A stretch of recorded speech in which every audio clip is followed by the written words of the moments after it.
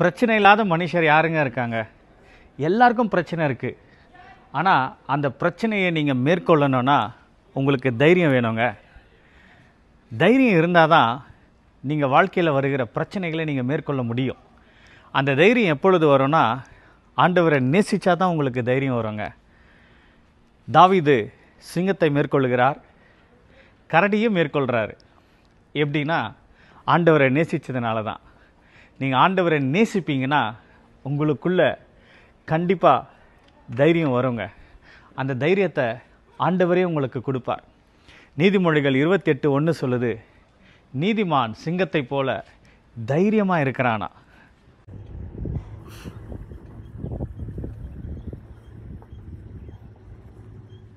நீங்களும் தைரியமாக சவால்களை சந்திக்கணும்னா நீதிமான்களாக இருங்க.